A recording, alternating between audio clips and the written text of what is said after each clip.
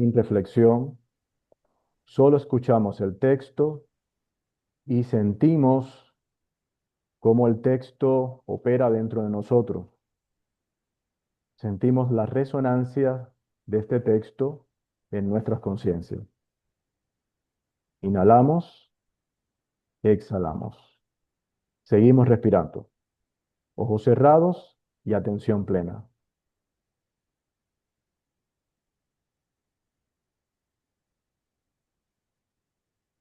Para venir a gustarlo todo, no quieras tener gusto en nada. Para venir a saberlo todo, no quieras saber algo en nada. Para venir a poseerlo todo, no quieras poseer algo en nada. Para venir a hacerlo todo, no quieras ser algo en nada. Juan de la Cruz. Continuamos respirando.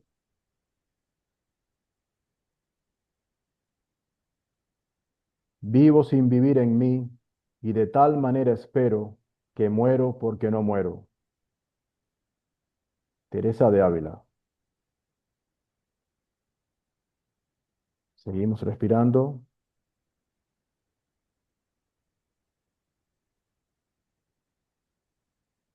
Oh noche que guiaste, oh noche amable más que la alborada, oh noche que juntaste amado con amada, amada en el amado transformada. Juan de la Cruz, sobre la unión del alma contemplativa con Dios. Noche oscura, estrofa 5.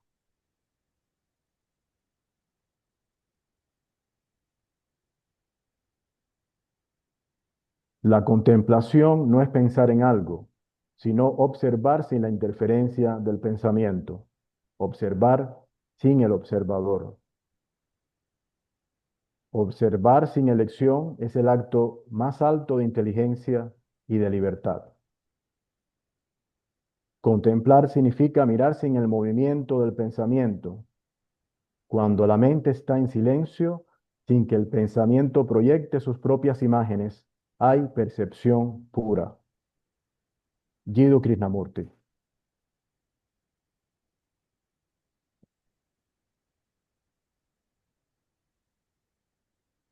El silencio es el lenguaje de Dios. Todo lo demás es pobre traducción. Rumi, místico sufí.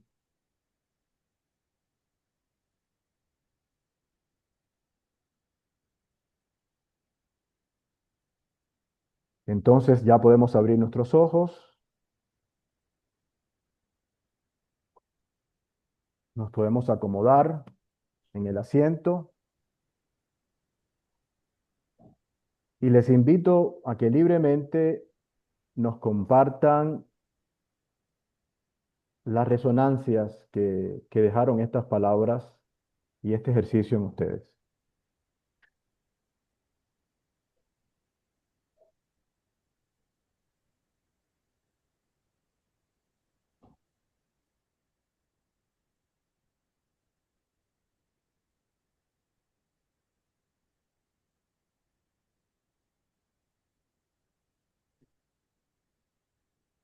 Sentí mucha paz, mucha relajación.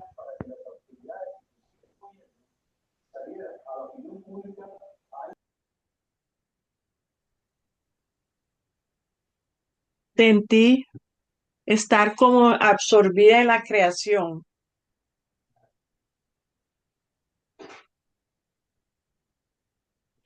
Yo siento como que definitivamente creo que si me midiera el pulso estaría un poquito más bajo de lo normal. Y creo que la presión también, cuidado, no, la presión me bajó también. Despojo, Tranquilidad,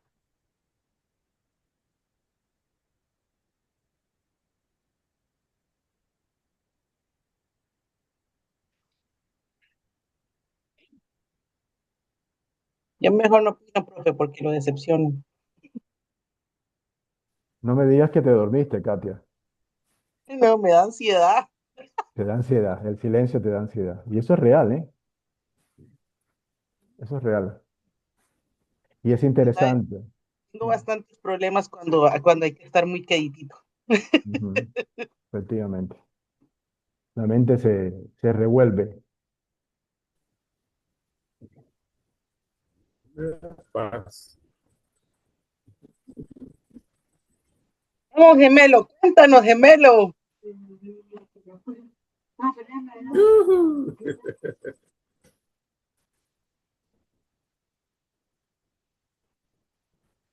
Muy bien, entonces un placer que hayamos tenido este pequeño momento de un breve contacto, ¿no? Con las prácticas meditativas. Se suelen dedicar mucho más tiempo a eso y puede ser un aporte también en nuestro camino de espiritualidad para profundizar en nuestra fe. Lo dejamos entonces en manos de nuestro hermano, el reverendo Jorge Urrutia, que es el profesor de la sesión de hoy y que tiene mucho para compartirnos en este sentido, ¿no? Adelante, Jorge. Muchas gracias, Alberto. Primero quiero saludarlos, desearles feliz noche y para mí es muy interesante, muy importante este espacio que si fuera solamente ya por el ejercicio que hemos tenido, ya valdría la pena. Desde esta perspectiva, hoy vamos a ver la mística desde la tradición anglicana, con una perspectiva, como poder encontrar desde nuestra identidad herramientas para elaborar nuestra vida interior. Si ustedes se dan cuenta, creo yo que la imagen más recurrente, más popular cuando hablamos de oración es una vela encendida. Si ustedes tuvieran una vela por ahí cerca, les invito a encenderla para acompañarnos en este momento, si tuvieran. Entonces voy a dar 2 minutitos si quieren ir a buscar, si la pueden traer cerca para vivir esta charla, esta lección, esta sesión, no una cuestión solamente teórica, sino incluirnos, meternos. 2 minutitos, el que quiere ir a buscar su vela o acercarla.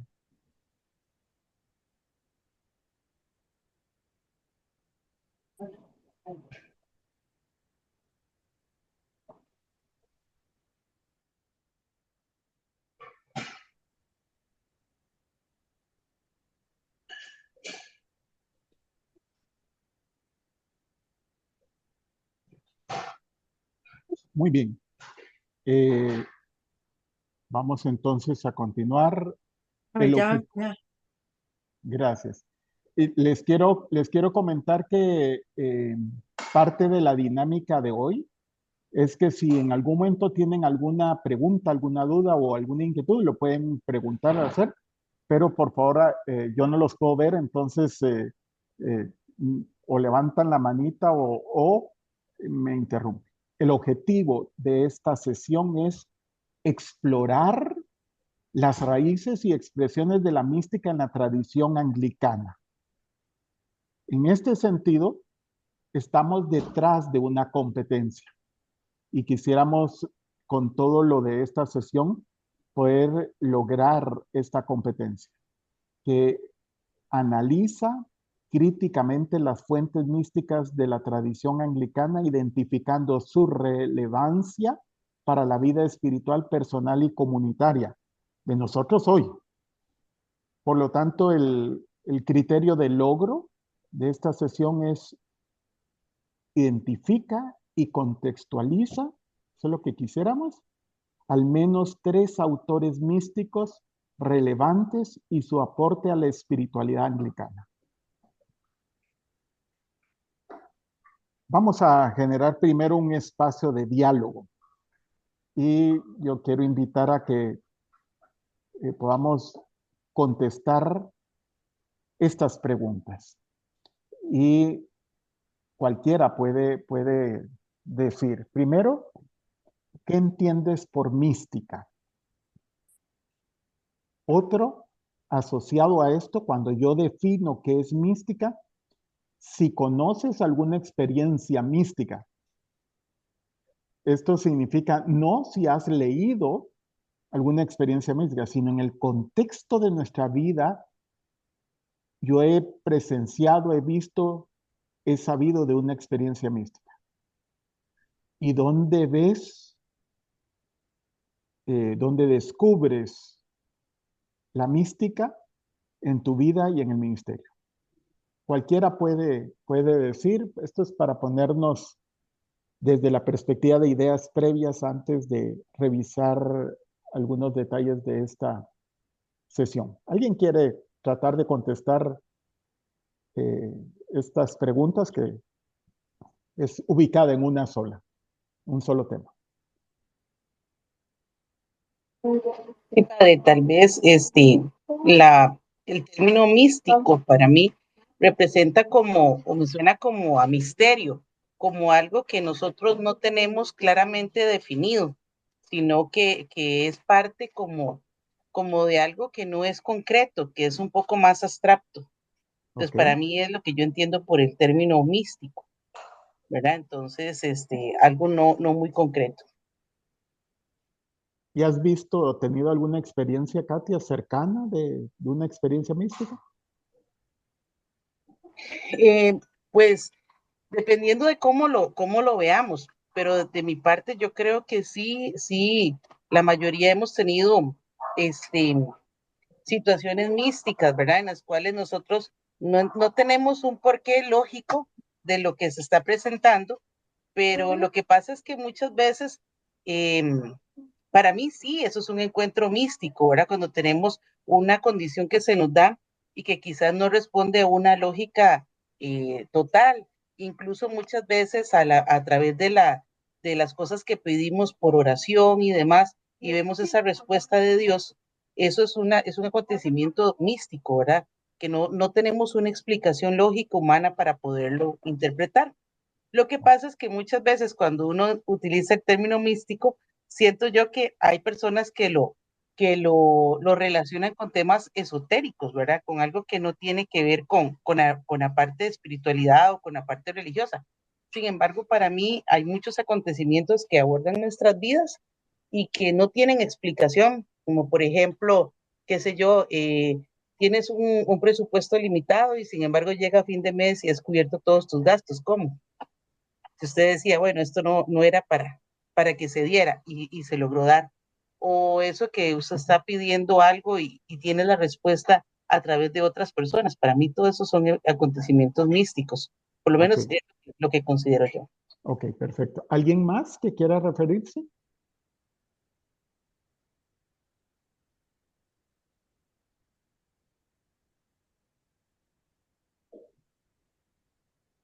Yo creo que cuando hablamos de mística siempre estamos como pensando en aquellas cosas extra sobrenaturales de comunicación directa con Dios o que Dios se revela a través de nosotros o se verbaliza algún mensaje.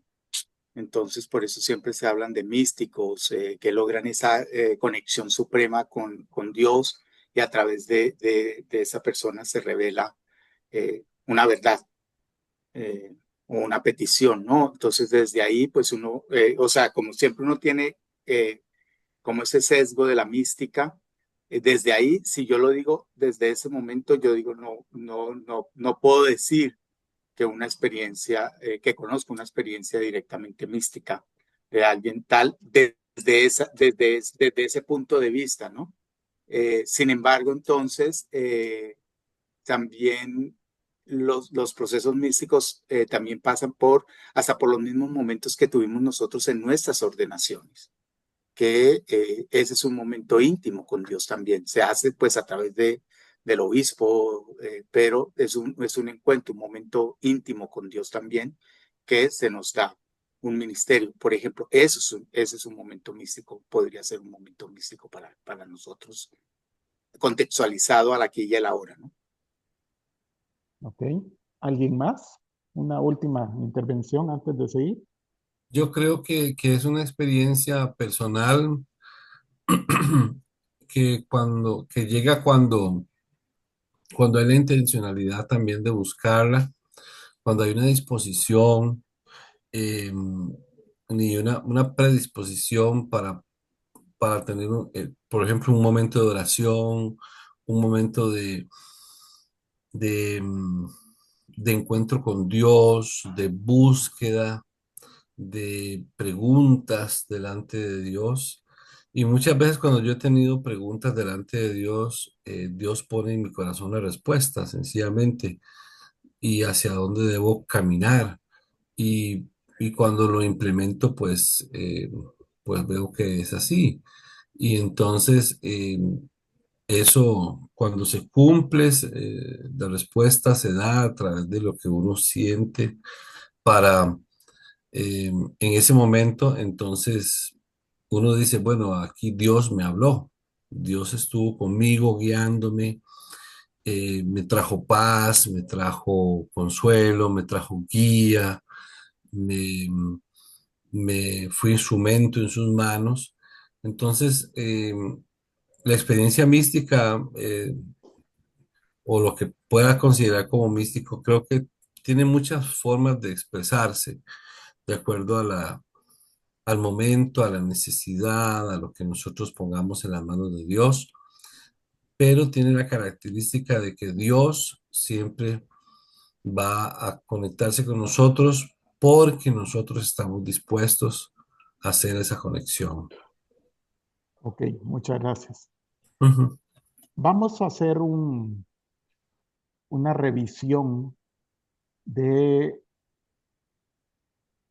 conceptos porque realmente, como de alguna manera ya lo expresaron, a veces es difícil identificarlo y se puede confundir con otro tipo de experiencias religiosas, de oración, etcétera. Pero la mística es y voy a subrayar las palabras para que ustedes puedan, y todos podamos evaluar lo que pensamos cuando eh, di la pregunta, pero también con lo que dijeron los hermanos y hermanas.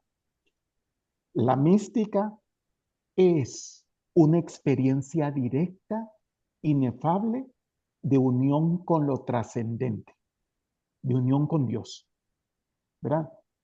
Es cuando de alguna manera eh, está vinculado frecuentemente a un estado de éxtasis o de iluminación espiritual.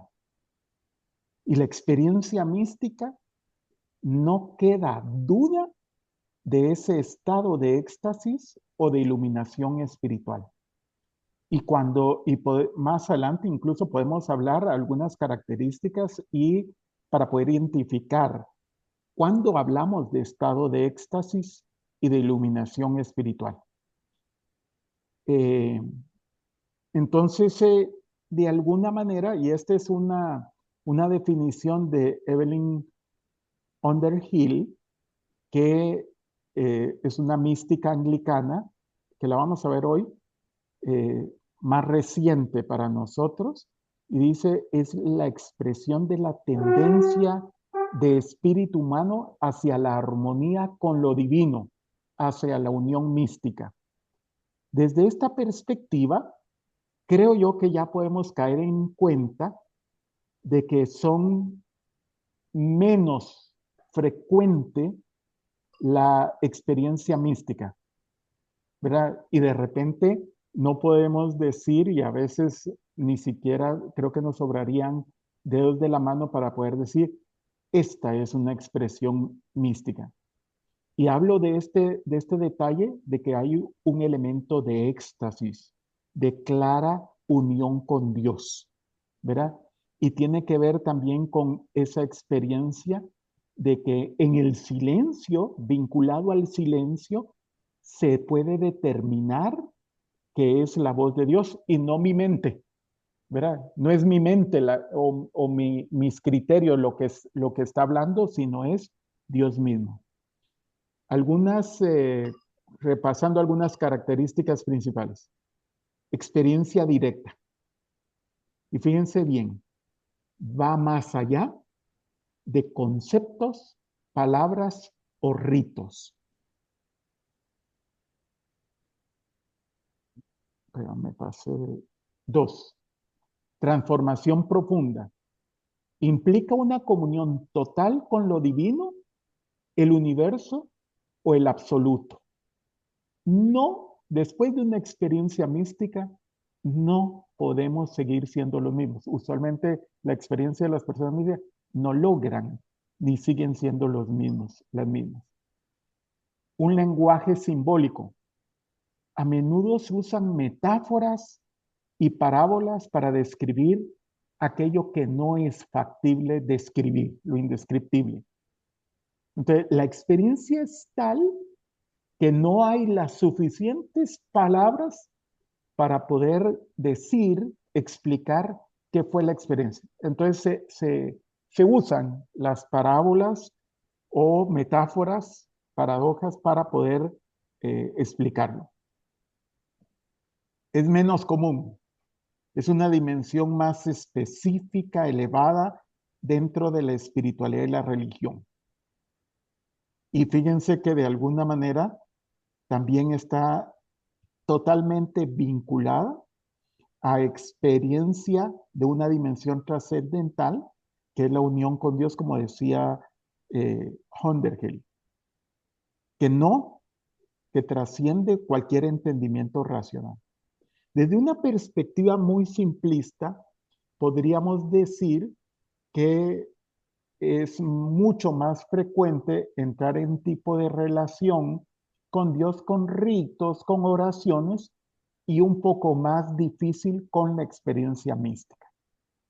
Pero la experiencia mística es mucho más profunda que todas las demás. Estas características nos las daba también, nos hacía hincapié el hermano Alberto en la primera clase. Vamos a ver un poquito un panorama histórico, teológico de la experiencia mística en nuestro ámbito anglicano. Y esto es interesantísimo. Yo creo que hoy nos va a mover el piso también, ver cómo en la experiencia anglicana hay experiencias muy profundas y hay místicos que han iluminado, aportado, ¿verdad? No solamente a nivel del anglicanismo, sino a nivel del mundo en general. Para hablar del panorama histórico, necesariamente tenemos que dividirlo en 2 etapas: antes de la Reforma y después de la Reforma. En este sentido es porque de alguna manera nosotros identificamos la Reforma anglicana, que empezó oficialmente con Enrique VIII y concluyó este proceso con Isabel I. Pero nosotros sabemos que en la tradición anglicana no surgió del vacío y de alguna manera fue preparada la Reforma anglicana mucho antes. No es obra de la casualidad la Guerra de los 100 años, no es obra de la casualidad también el impulso de muchos personajes que hicieron pequeñas revoluciones en su momento, tomando distancia de lo oficial y también del Vaticano. No es obra de la casualidad también que en algunos momentos se mezclara también con esta perspectiva del absolutismo de los reyes, ¿verdad? Y las experiencias previas de la Reforma con el cisma, ¿verdad? Donde se tuvo 3 papas en su momento. Eso lo vamos a ver ahorita también porque influyó. Entonces, también para hablar de espiritualidad, de mística, no empezó con la Reforma, sino anteriormente a la Reforma hubo experiencias, sobre todo la mística medieval inglesa. Influencias medievales importantes, previas a la Reforma. Y aquí Hay más, pero voy a subrayar en dos que son definitivos. Uno, la experiencia, el aporte de Juliana Norwich. Y el otro, un libro de, anónimo que se llama La nube de lo desconocido. Son dos elementos que sientan las bases para futuras experiencias místicas. Vamos a hablar un poquito de ellas. Primero, Juliana Norwich. Reconocemos a Juliana, que no la podemos identificar como anglicana porque es previa a la Reforma. Vean que ella nace un 8 de noviembre de 1342 y muere en 1416. Llama la atención, y si ustedes ven la imagen, esta imagen está en la Catedral Anglicana de Norwich, ¿verdad? Es una referencia para el anglicanismo, ¿verdad? Entonces, aunque vivió antes de la Reforma. Norwich en Inglaterra fue, en época de Juliana, fue la segunda ciudad en importancia, ¿verdad? Muy ligada al comercio que se vivía ahí. Es una ciudad de comercio, de mucha populosa también, es la segunda en importancia. En el contexto social en el cual nace Juliana, que creo que es muy importante porque vamos a entender también algunas cosas, ¿verdad? Ese contexto político está en medio de la Guerra de los 100 años. Imagínense que la guerra empezó en 1337 a 1453. O sea, Juliana vivió en la experiencia de la Guerra de los 100 años, pero también en un contexto espiritual. Una iglesia dominada por aspectos de vida, el auge de la devoción popular de la Pasión de Cristo y la Virgen María. Este ambiente de inestabilidad marca posteriormente la vida y la búsqueda de la esperanza y la confianza en Dios de Juliana.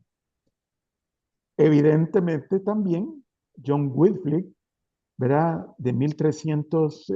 Que nació en 1320, en 1384, con todo el aporte tan importante para la reforma nuestra, y por eso lo conocemos como el amanecer, ¿verdad? La estrella de la mañana de la reforma, con ideas y movimiento, el movimiento de los lombardos, que también ayudaron y cuestionaron el ambiente de la Inglaterra de ese momento.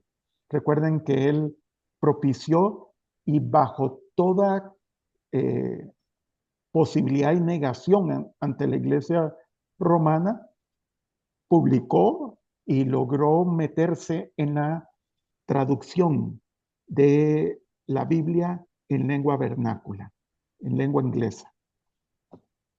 Fue realmente un personaje muy importante que también cuestionó muchos elementos de el poder, la corrupción de la iglesia de su momento. Y lo recordamos también porque es el motivador de este movimiento de los lombardos, ¿verdad? Que fue muy influyente en esta época. En 1373, Juliana sufre una grave enfermedad, muy cercana a la muerte. En esta enfermedad, viviendo en su casa, ella tiene una experiencia mística que la describe en 16 visiones de Cristo crucificado y del amor de Dios. Esta experiencia que algunos autores hablan de que duró más de una semana en éxtasis, ¿verdad? Fue una experiencia tan fuerte que hace crecer en ella esta expresión. todo estará bien, que después ella lo va a retomar. En el contexto espiritual de esta experiencia, de esta época, ¿verdad? Ella tenía más o menos 30 años. Es importante donde la iglesia y la visión cristiana de este momento trabajaba desde una condena. Se condenaba el pecado y se trabajaba mucho en la persecución de los pecadores, ¿verdad? Y la condena era inevitable. Juliana tiene una visión muy importante desde esta perspectiva, y ya no como el pecado como una carencia de Dios, sino una ocasión importante para descubrir la misericordia de Dios. Incluso ella hace una relación y una distinción entre el juicio de la iglesia y el juicio de Dios, ¿verdad? Pero el juicio de Dios no por necesidad de Dios de perdonarnos, porque Dios tiene tanta misericordia que Él no se ve obligado ni necesitado a perdonar a los seres humanos, mientras que el juicio de la iglesia era condenatorio. Esta experiencia personal de dolor físico y la visión de Cristo, ¿verdad? Y un Cristo madre, que en algún momento podemos hablar de estos detalles también de su teología, marca un momento importante. Fíjense que esta experiencia mística de Juliana duró 20 años hasta que ella lo pusiera por escrito, ¿verdad? Primero hizo un escrito breve y a los 20 años logró hacer el escrito más largo donde expresa detalladamente su experiencia. A la luz de esta experiencia queda plasmado la inmediatez de sus visiones, ¿verdad? Recuerden también, y en este contexto de esta época donde ella escribe este texto breve, Inglaterra vivía tensiones sociales muy fuertes que desembocarían en la revuelta de los campesinos, 1381. El énfasis de este aporte de Juliana es la igualdad espiritual para todos los creyentes. Refleja una tremenda sensibilidad a las desigualdades sociales. A la luz de esta experiencia mística, ella toma la decisión de vivir como anacoreta. Un anacoreta es una persona que trata de alejarse de la vida cotidiana y vivir en la experiencia espiritual.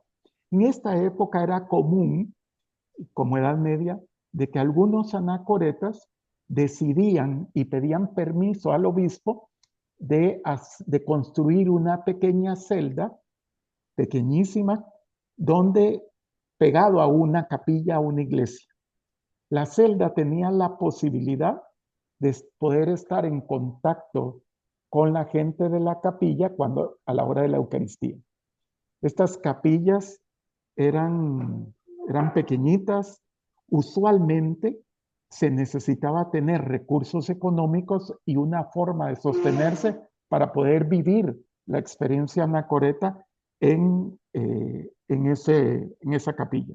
No salían, se enclaustraban en esa experiencia de vida espiritual.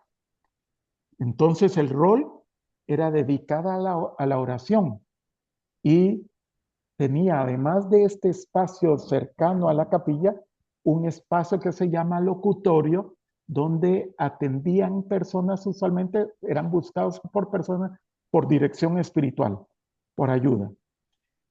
En este contexto también muy importante, la iglesia estaba en persecución porque habían visiones que ellos consideraban herejías, ¿verdad? Como por ejemplo, todos los del movimiento de Wycliffe, ¿verdad? Entonces, esto era una invitación a la persecución. Es interesante cómo Juliana monta estrategias muy inteligentes para salir avante y poder sortear persecuciones que podría hacer. Vamos adelante, voy a contarles detalles interesantes. Entonces, su teología es una profunda ortodoxia, pero tiene la facultad de hablar de Dios como madre y una visión de mucha esperanza ante el pecado. Esta era la capilla donde ella pidió permiso, es la capilla de San Julián de Norwich. Incluso el nombre de ella no se sabe, se cree que no es realmente Juliana, sino ella adopta el nombre de Juliana por estar vinculada a la capilla de San Julián. Pero también es una estrategia interesante porque en este momento las mujeres no podían escribir, ni podían hacer teología. Entonces ella utiliza el nombre de Julián también como un seudónimo para poder escribir. Esta es la capilla actualmente. Después de la Segunda Guerra Mundial fue destruida, pero fue reconstruida. Entonces todavía está reconstruida la capilla. No obstante, ya no está el espacio de Juliana. Por si quieren ver, una capilla pequeña, sencilla. En esta época se expresaba que las y los anacoretas vivían encerrados en estos pequeños cubículos, pero tenían una posibilidad de expresar y de ayudar a personas con las cuales eran buscadas.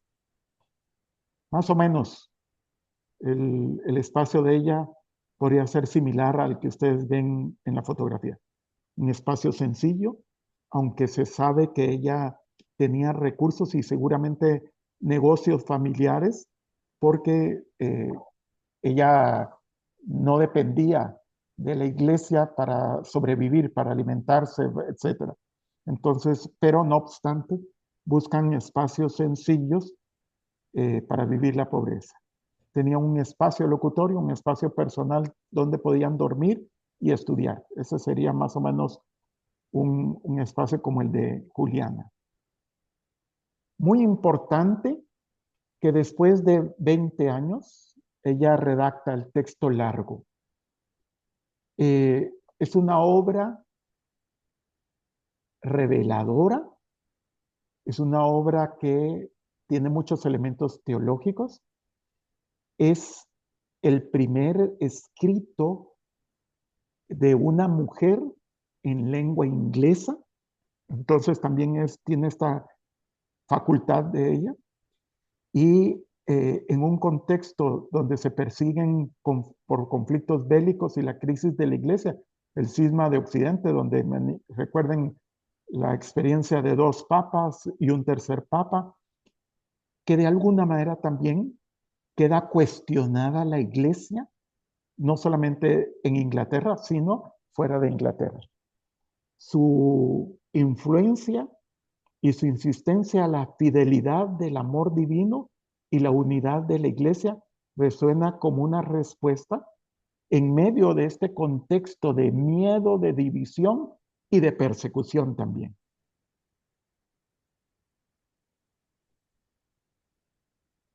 Temas importantes. Y esto yo puedo compartir un documento, un resumen de su libro, pero lo más importante es el resumen de la introducción de una autora que pone en contexto todo el libro y ayuda como introducción para poderlo entender. Primero, el amor y la misericordia de Dios. Esto hace mucho hincapié a ella. El amor de Dios es absoluto, inmutable, victorioso. Segundo, el pecado no lo ve como una sustancia o fuerza activa, sino como la carencia del ser, el desvío del amor divino. Para Juliana, incluso el pecado sirve a un propósito del plan de Dios, que es poder descubrir, valorar la compasión y la confianza de su misericordia. La esperanza radical. Ante este contexto de muerte de persecución, de sufrimiento, ella recalca, y hay una frase que refuerza a ella, es todo estará bien. Y ella descubre en su experiencia mística al mismo Jesús que le dice ante la aflicción y ante viendo este contexto, Jesús le refuerza esta frase, todo va a estar bien. Al final de cuentas, todo va a estar bien. Y esto de alguna manera nos recuerda la perspectiva apocalíptica de los caballos del Apocalipsis, ¿verdad? Y lo que significa el blanco, el triunfo de Jesús sobre todo el mal. Su oración y unión con Dios, la oración es un medio de transformación y de reforma del alma, que conduce a la unión con el amor divino. El libro de ella, que como les decía es el primer documento que permanece hoy por hoy, de lengua inglesa escrita por una mujer, también tiene ediciones modernas, pero habla también de esta mujer que aún a pesar de todo el machismo de su época, donde no se consideraba ni digna, ni había permiso para escribir, sobre todo teología, ella puede escribir y que se mantenga. El otro documento importante es la nube del desconocimiento, la nube del no saber, que es un texto, un documento de autor anónimo, ¿verdad? Algunos presumen que es un monje, un sacerdote contemplativo, que escribió este libro. Hay sus versiones modernas, se pueden encontrar hoy por hoy. Este libro tiene una facultad y es querer direccionar, ayudar, guiar. Se supone la razón de ser del libro es un pupilo que quiere entrar a conocer la experiencia de contemplación. Entonces es una guía para un pupilo para la contemplación. La ruta del libro, como decía anteriormente, primero fue escrito también en inglés. Y recuerden que esto es una revolución también porque no se permitía escribir nada que tendría que ver con lo religioso en lengua inglesa. Pero muy importante, aunque la excusa es escribir para un pupilo, busca ayudar a clérigos y religiosos a hacer accesible el camino de la contemplación. La estructura es un texto de carácter místico y práctico. Podríamos decir hoy por hoy, es un manual de oración contemplativa. Enseña que Dios no puede ser comprendido con la mente, sino muy importante, amado con el corazón. Entonces, en este sentido, el libro también invita a poder hacer el proceso del silencio activo para poder descubrir, sentir a Dios. Y no tanto pensar en Dios, sino sentir a Dios y entrar en esta dinámica de relación plena y total con Dios para poder descubrir la fuerza en el corazón. Utiliza dos imágenes. Uno, la nube del no saber. Todo lo que impide conocer racionalmente a Dios. El título es una paradoja, ¿verdad? La nube del no saber. Es todo aquello que no le permite también, y en inglés es la nube del no conocer, ¿verdad? Entonces, en este sentido, todo aquello que no me permite conocer realmente a Dios. Y la nube del olvido, dejar atrás recuerdos y apegos distractores que no me permiten entrar en esta dinámica de relación plena y total con Dios. Fíjense que esto es tan actual hoy, porque hoy podríamos decir que nosotros tenemos muchas nubes hoy y en redes sociales y por el celular, muchos elementos distractores que muchas veces no nos permiten ni dedicar tiempo a esta relación con Dios, ni descubrirlo a Él, ¿verdad? Es toda una manipulación, estamos bombardeados por el comercio, bombardeados por redes sociales, que difícilmente podemos también hacer silencio, ¿verdad? En nuestra mente. Siempre estamos corriendo, siempre estamos teniendo ideas sobre lo que otros quieren que pensemos. El camino espiritual propuesto, negación del intelecto. No se busca comprender a Dios mediante ideas y conceptos. Y de alguna manera esto está ligado a otras perspectivas espirituales, incluyendo la de San Francisco de Asís, ¿verdad? Que pretendía no tanto entender quién era Dios, sino saber y descubrir, amar, tener la experiencia cercana con Dios, incluso con su creación, ¿verdad? Por eso descubre al hermano sol, al hermano viento, hasta la hermana muerte. El camino espiritual propuesto es la vía del amor.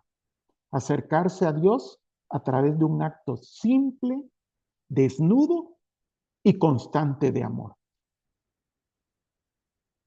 Otro elemento de el C del camino propuesto, una oración contemplativa. Breve palabra. Dios, amor, que concentra el corazón. El encuentro con Dios no es un acto discursivo de hablar, de hacer un monólogo con Dios, sino de repente son de palabras claves que hagan eco en nuestra mente, pero sobre todo en nuestro corazón. Por eso es que de alguna manera el reto es, como diría este autor, el reto es permitir que Dios nos hable y no tanto de atiborrarlo a Él. Él nos conoce bien. Incluso como dice el texto bíblico, antes que tu palabra esté en la lengua, el Señor ya lo conoce. Entonces no es atiborrar a Dios, es también permitir que este Dios nos pueda guiar y nos pueda hablar. La humildad y la entrega. Reconocer la pequeñez que somos ante el gran misterio de Dios, el misterio divino, que de repente es difícil de entender. Realmente nosotros, en nuestra pequeñez, podemos conocer y estar certeros de todo lo que significa el amor de Dios, de todo lo que significa la tremenda misericordia eterna de Dios.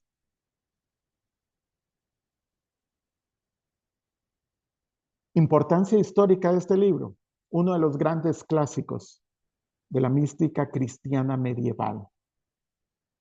Y creo que sería un reto también para nosotros, y hay momentos para todo, pero de repente acercarnos. Yo voy a dejar también compartir un breve resumen de este libro y esto que estoy contando acá, con único interés, es de repente despertar el inquietud de leer estos textos. Está vinculado a la tradición de esta teología negativa. Dios es más de lo que podemos decir y pensar. Vinculado a esto es una idea importante de este libro. Es también importante porque enseña a silenciar. Metodológicamente va llevando de la mano a sus lectores para enseñar a silenciar la mente y simplificar la oración en un mundo saturado de ruido y de distracciones. El otro elemento también importante para nosotros hoy propone un camino de interioridad asequible para cualquier persona. No se necesitan grandes conocimientos bíblicos, teológicos, gran caminar académico. Es dejarse llevar, ¿verdad? No es un texto, un documento, un libro solo para monjes o especialistas. Es para todo el que quiera entrar en esta dinámica lindísima, viva de la contemplación. Importante, y para nosotros hoy también, vía media, es que ayuda a un diálogo interreligioso. ¿Por qué? Porque está cercano a otros métodos de meditación, de Oriente, ¿verdad? Otras experiencias de meditación, de contemplación. No solamente en la perspectiva cristiana tenemos o la meditación o la mística. Hay otras experiencias, otras culturas, incluso muy ancestrales, que han hecho su camino, su proceso. Abre espacio a un lenguaje universal de contemplación. Desde una perspectiva de la teología y la pastoral para nosotros hoy, revaloriza el misterio de Dios más allá de categorías racionales. Ofrece un antídoto contra una religión meramente intelectual, moralista o racional, que a veces en las experiencias religiosas esto nos ha hecho mucho daño porque nos hace perder de vista lo más importante, que es el ser humano y la realidad de este ser humano, ¿verdad? De los pobres, de los marginados, de los sin voz, de los sufrientes. Entonces, desde esta perspectiva es importante. Para la vida personal, ayuda a hacer un camino de paz interior, de desapego, de confianza en Dios. El mensaje central del libro: a Dios solo se le puede conocer por amor. Vamos a hacer un pequeño ejercicio y después de este ejercicio vamos a hacer una pausa para ir al baño, para refrescarnos. El ejercicio que quiero proponer, en sintonía a esto, de esta primera parte, antes de la reforma, es que yo voy a presentar una, y lo voy a mandar por WhatsApp para que lo puedan leer en el WhatsApp del curso, unos textos de ambas fuentes, de Julia Norwich y también de este libro. Las instrucciones es, y la mitad de nosotros, ¿verdad? Les voy a pedir, por favor, participar a la mitad. La otra mitad les voy a pedir participar en la otra parte al finalizar después de la reforma. ¿Cuál sería el trabajo? Y que lo aprovechemos también, aunque no nos toque reaccionar a todos, que todos lo hagamos. Primero, leer meditativamente. Una lectura consciente. ¿Qué es esto? Esta práctica implica sumergirse profundamente en un texto, prestando atención plena a cada palabra, frase y párrafo. Por eso es que es individual. Cada quien lo va a ir leyendo, puede leer los dos, aprovechar a leer, sin distracciones externas ni internas. Por eso es que es una lectura pausada.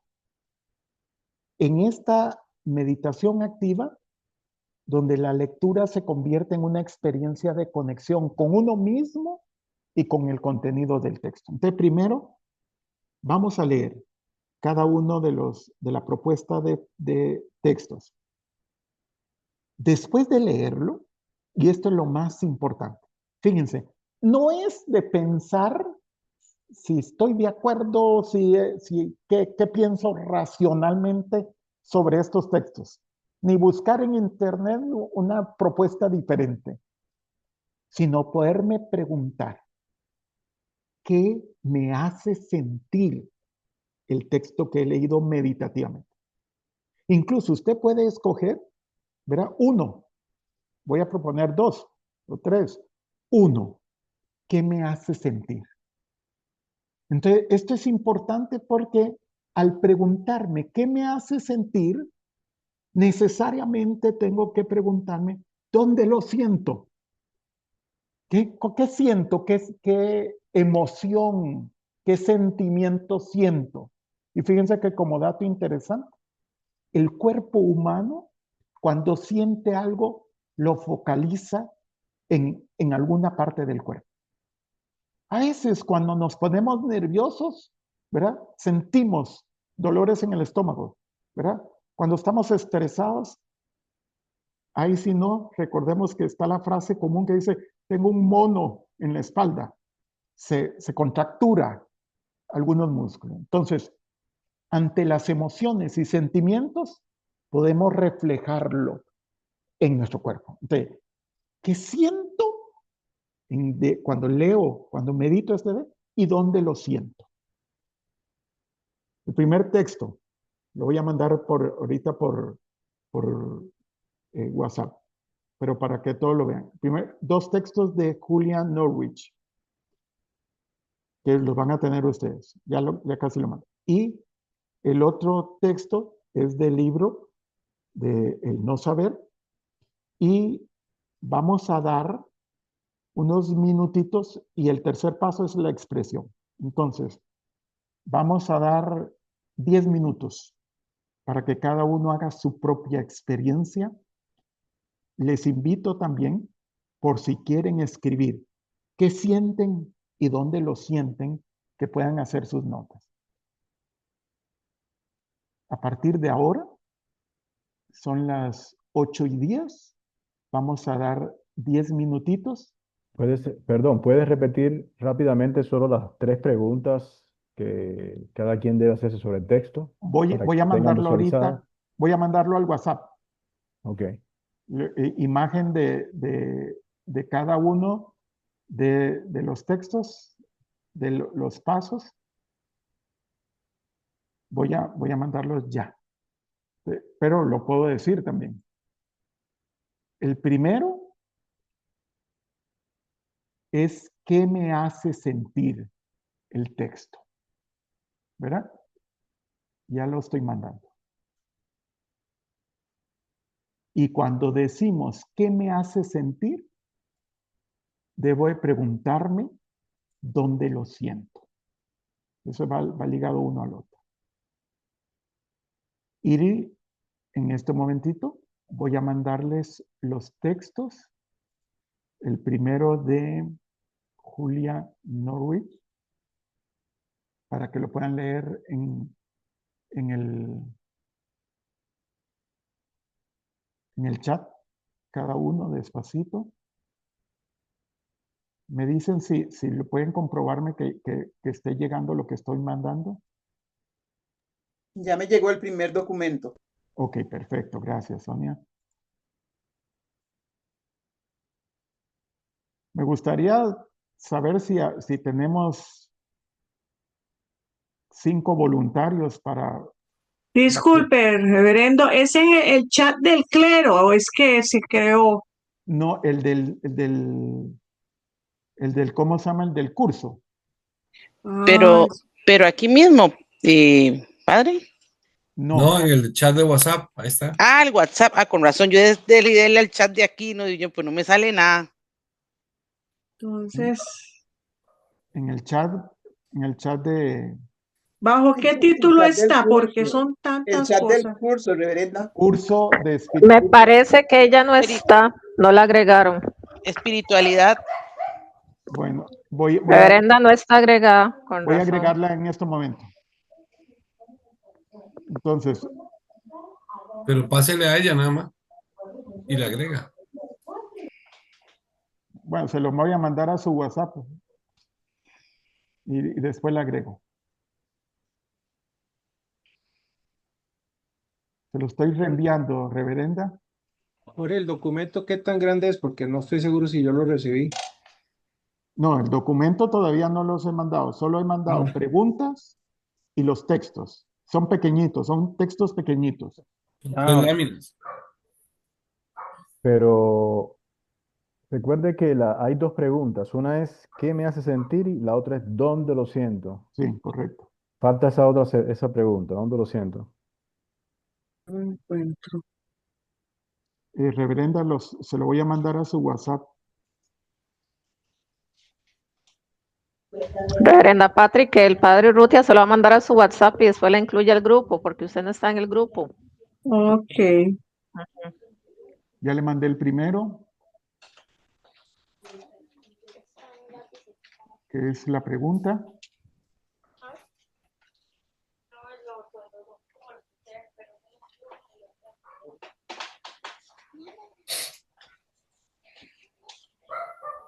Entonces, a partir de ahora, 10 minutos. Entonces, nos vemos. Gracias. A ver si se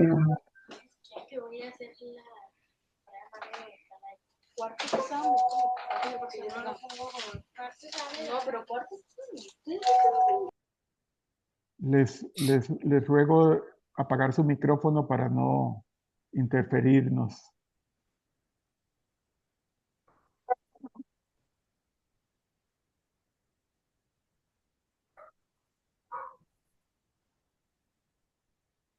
de Juliana. Y del no saber. ¿Le llegaron todos, Reverendo?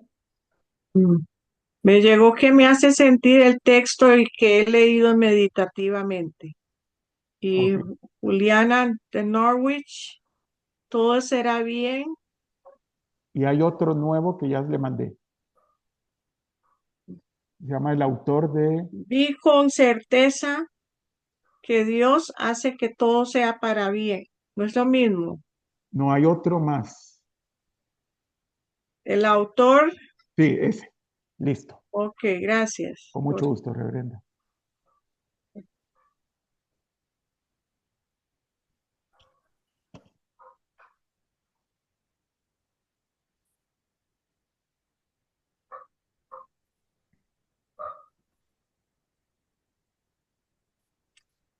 Entonces retomamos a las 8:25. Esa es la 8:25. consigna, Sí, ¿ok?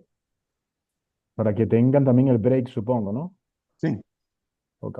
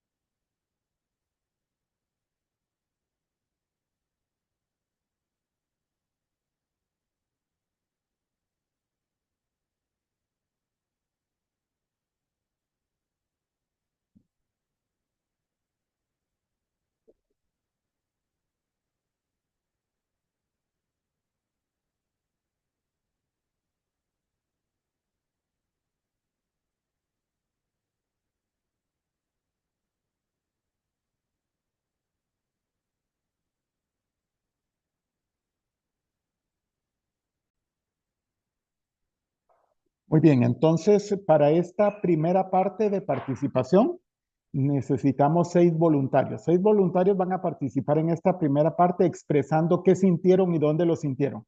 Y en la segunda parte, los otros 6. Esto es importante porque nos hemos comprometido a que participemos este día todos, brevemente, pero y todas. Te quisiera saber qué voluntarios tengo. ¿Me pueden decir sus nombres para Patricia. Patricia Furtado? Sí. ¿Ok? ¿Alguien más? ¿Perdón? Diego. Diego. Sergio. Sergio. Yo. Marjorie. Katia. Sí, Katia. Sí. Sí, yo soy esa. Me faltan 2. Linda. ¿Me falta uno o una? Emilio. Emilio, muy bien. Entonces en ese orden. Patri, ¿qué sintió y dónde lo sintió? En el de Juliana. Cualquiera. Tal Sí, vez bueno, el no que sé, más. entre los dos, entre todos, fe y esperanza, fortaleza en mi corazón y en mi mente. Ok, muy bien. Muchas gracias, Patri. Diego. Con el de Juliana yo siento seguridad, resguardo, amor y sobre todo en el corazón. En el corazón. Muy bien. Sergio. Esperanza. Y Ujú. fue una sensación en el pecho muy, muy extraña, pero fue esperanza. Ok, muy bien. Muchas gracias. Katia. Yo, cuando leo los textos de Juliana, siento confianza. Muy bien. Confianza en el futuro, y el texto del otro señor siento amor. Ok, El perfecto. autor de la nube siento amor, un amor profundo. ¿Dónde, Katia? ¿Ambos? En el corazón. Ok, muy bien. Perfecto. Linda. En el de ¿Me Juliana, dejaron afuera? el de Juliana siento fe, confianza y seguridad en el corazón. Ok. Confirmo. Marjorie, ¿tú habías pedido participar Y en me eso? haces, sí, yo les había dicho, lo que pasa es que Oh, no me escucharon. bueno.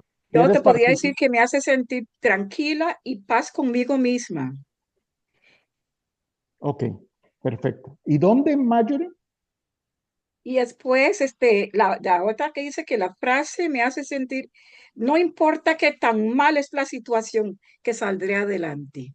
Ok. Y ¿Dónde esa es lo la sientes? 2. ¿Dónde lo En sientes? el corazón. En el corazón. Perfecto. Ujú. Muy bien. Padre Emilio, lo voy a dejar para la siguiente jornada. Bueno, vamos a continuar. Es interesante este hecho de que de alguna manera también estamos no solamente leyendo, sino también experimentando. Y esto es importante para esta perspectiva de este curso. Muy bien. ¿Me dicen si ven la presentación, por favor? ¿Se puede ver? Sí, señor. Ok, Sí, se muchas ve. gracias. Una primera conclusión de esta primera parte. Y ustedes pueden llegar a otras, ¿verdad? Pero uno, estas influencias medievales no son reliquias del pasado, sino fuentes vivas que alimentan la espiritualidad anglicana contemporánea, nuestra espiritualidad. Recuperarlas es recuperar un corazón contemplativo en medio de una iglesia que anhela profundidad, sentido y compasión. Y fíjense que esto es importante porque hoy por hoy estamos bombardeados por una espiritualidad, yo diría un poquito, nacida en el pentecostalismo, muy vinculado a la emoción al ruido, incluso hasta el movimiento. Y no es que esté malo, voy a subrayar, pero creo que también hemos perdido esta fuerza de la contemplación, de la profundidad, del silencio, del encuentro personal. Muy bien. La reforma. Y fíjense que es muy interesante porque uno de los elementos más importantes para nosotros, anglicanos, episcopales, es este equilibrio que nos da entre escritura, tradición y razón. Evidentemente, todos sabemos en qué contexto surge esta idea del anglicanismo, ¿verdad? Que oficialmente, y sabemos que no fue así necesariamente, fue con Enrique VIII, sino ya se venía gestando desde mucho antes. Pero un dato muy importante es que el anglicanismo tiene muy claro la integración de escritura, tradición y razón. Es nuestro trípode, ¿verdad? Y fíjense, muy importante, no como fuentes rivales, sino una triple cúspide que equilibra la vida espiritual y teológica. Esto nos defiende de algunas posturas fundamentalistas o posturas también que rompen con la razón, con tradición. Muy importante para nosotros. Es parte de nuestra identidad. Desde esta perspectiva, este principio fue formulado por Richard Hawke, teólogo anglicano, ¿verdad? Entonces, y se ha desarrollado para nosotros como una fuente importante. La escritura es la autoridad principal, la palabra de Dios escrita que revela la salvación de Cristo.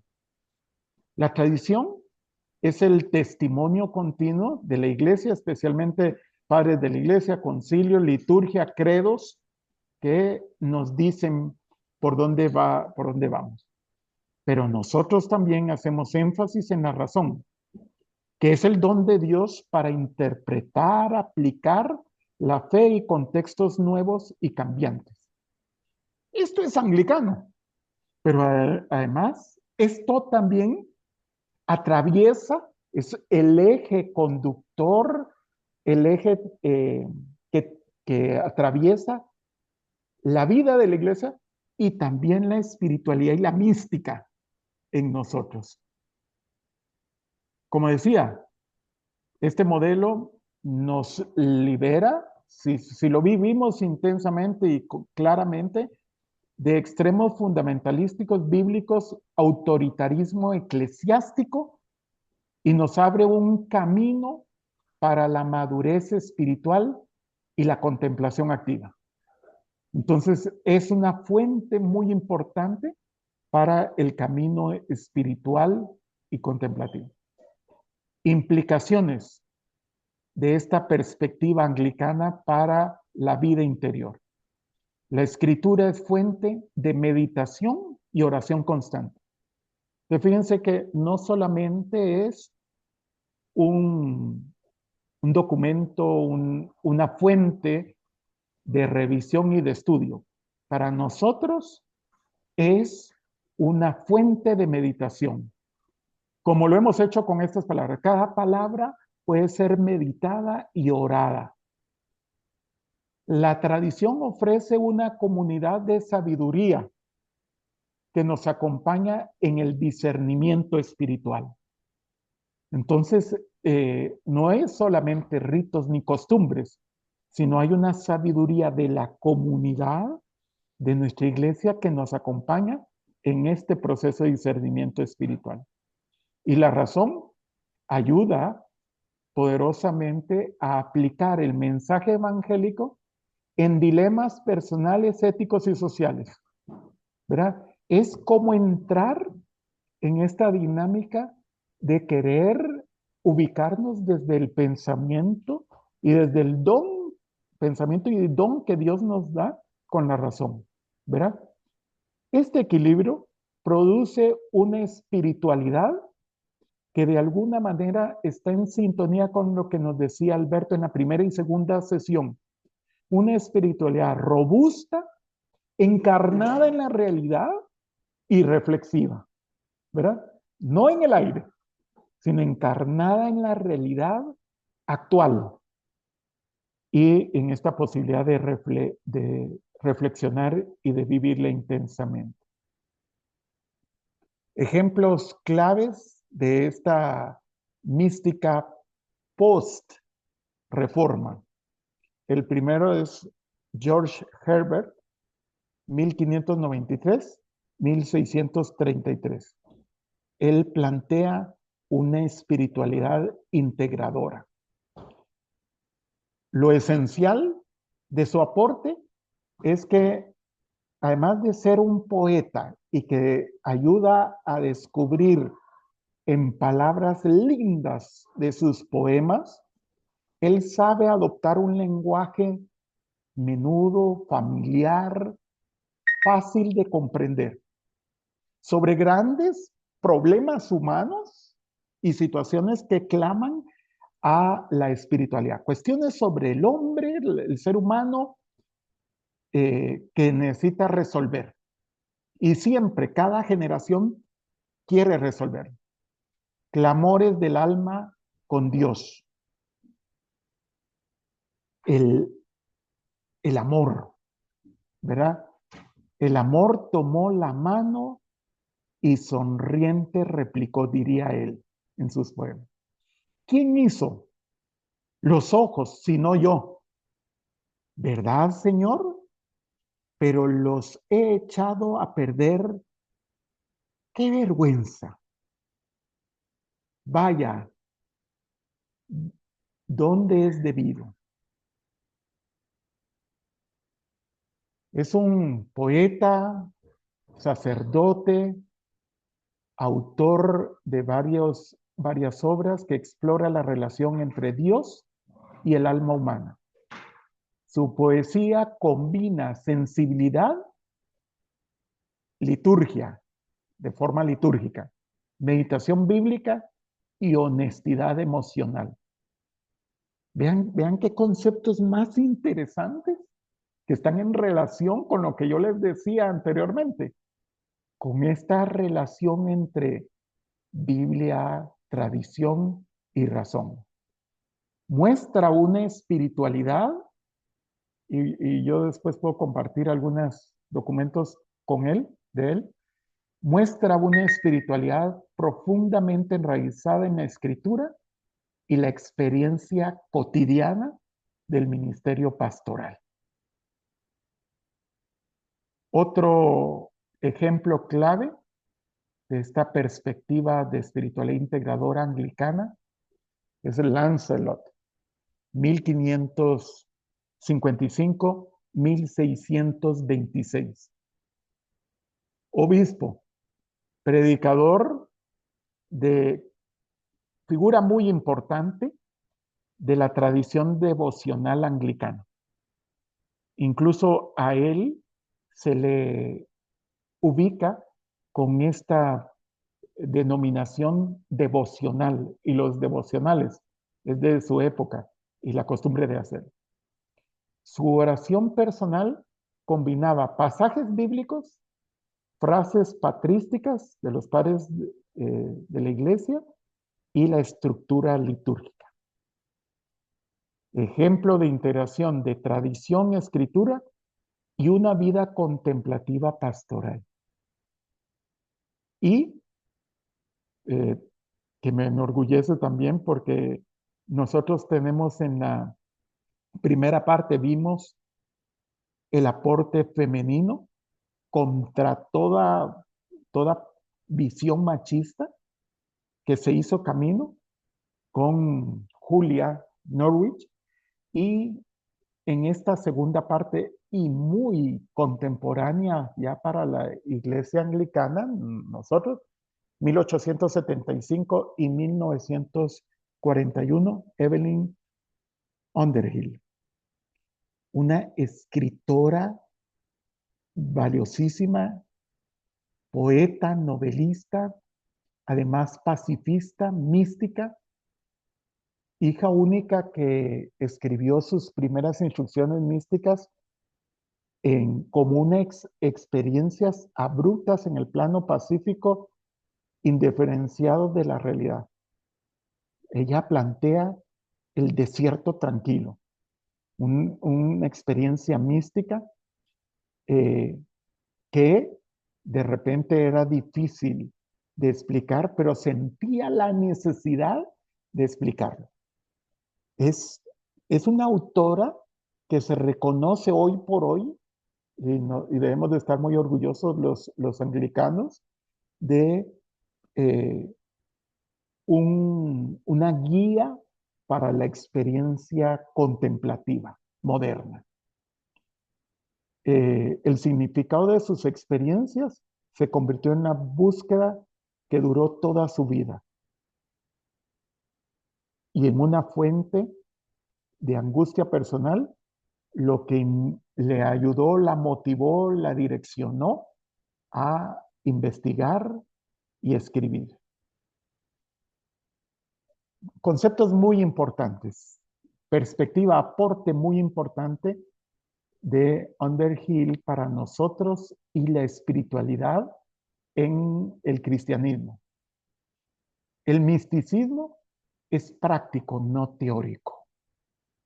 Y fíjense que esto es importante porque ella encamina a vivir la experiencia práctica del misticismo. No una cuestión teórica que se haga impráctico. Segundo elemento importante, el misticismo es una actividad eternamente espiritual, ¿verdad? Y fíjense que ella hace diálogos interreligiosos y subraya también el hecho de que es espiritual, no es exclusivo cristiano. El propósito y el método del misticismo es el amor. Es la experiencia maravillosa del amor con el otro, con mayúscula, de Dios. El misticismo implica una experiencia psicológica definida.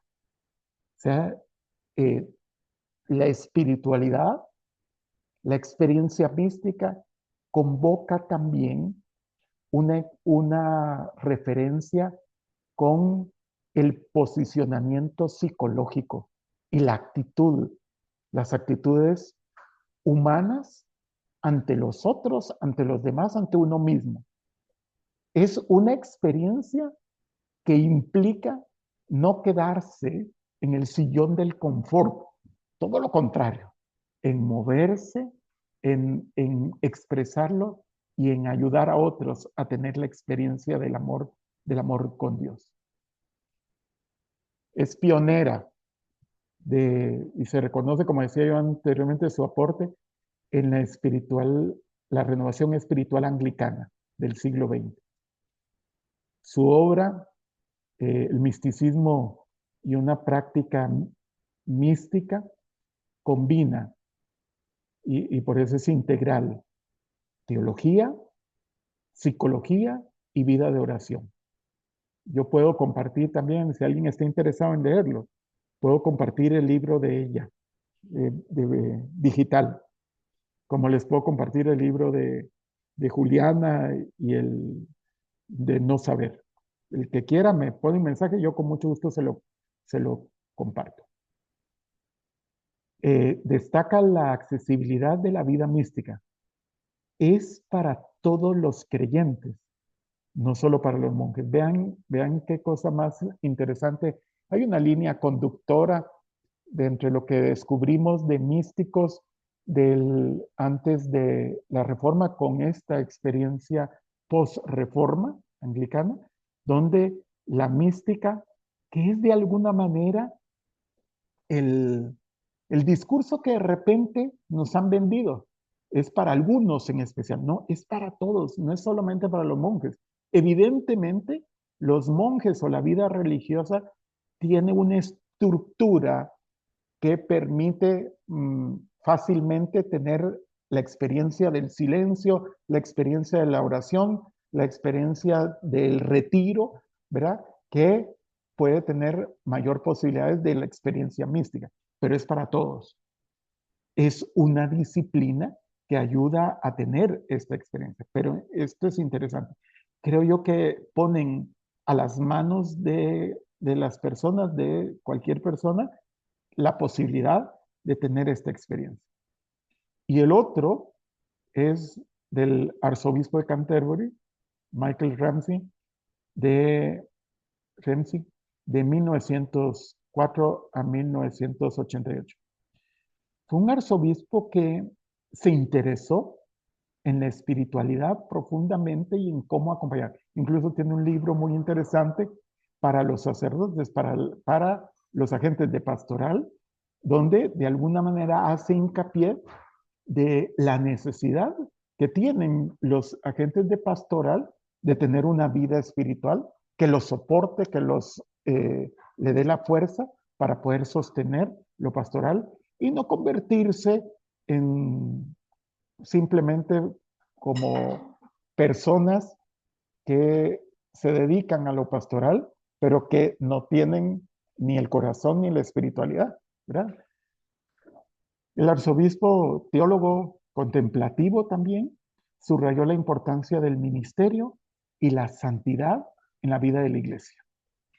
Este es un libro que él tiene donde hace una referencia importante y una ayuda de descubrir la fe que combina Biblia, liturgia y eclesiología. Vamos a hacer el ejercicio y en este sentido vamos a igual a compartir con la misma dinámica de leer meditativamente. Tal vez para Michelle que se acaba de incorporar, entendemos por leer meditativamente lo que está en pantalla. Para este segundo momento, todos lo vamos a hacer, pero para reaccionar, para referirse, estará el reverendo Emilio. ¿Alguien más que quiera, de los que quedan que no han participado? Edley. Sí. Yo me Perfecto. apunto también. Michelle. ¿Quién más? Porque no puedo ver la lista ahorita. Me faltan 3. Eduardo, Yo, ¿verdad? yo, Eduardo, Eduardo. ¿sí? Sonia Granger, ¿me falta? Ajá. Sonia. ¿Quién más me falta? Emilio, que lo habías pasado a la segunda vuelta. Ya lo puse. Emilio, Edley, Michelle, Eduardo, Sonia.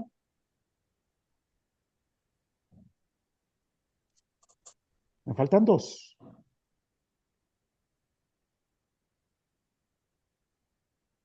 Gus, tal vez, que se integre.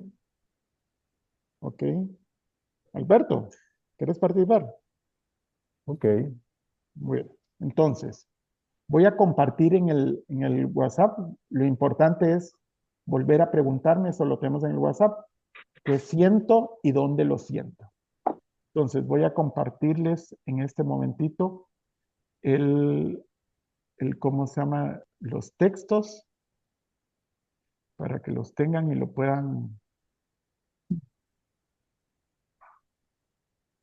puedan trabajar.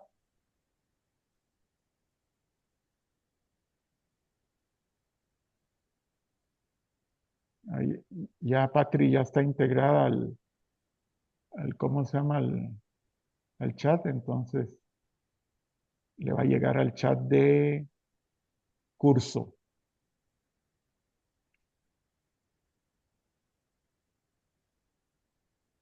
Ahí va el primero.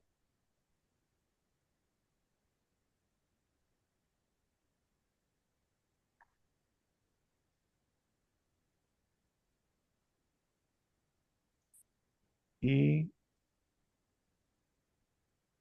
el otro es del arzobispo. Ahí va el segundo. Padre, está escribiendo el compañero Gus, que no está en el chat para que se lo pase. Ah, bueno, yo se lo paso a él. Qué pena, sí. Tiene toda la razón. Ya se los Gracias, paso. ya me llegó. Ahorita va el segundo. Todavía no se ha ido. Ya se va a ir. Por eso yo decía que integraran a uno de los participantes nuevos que se sumaron en la sesión, Ah, entonces sí, perdón, no te había escuchado, no que te había ellos entendido. participen también porque están acá convocados, ¿no? Sí, Gustavo, entonces. No te había entendido. Ujú.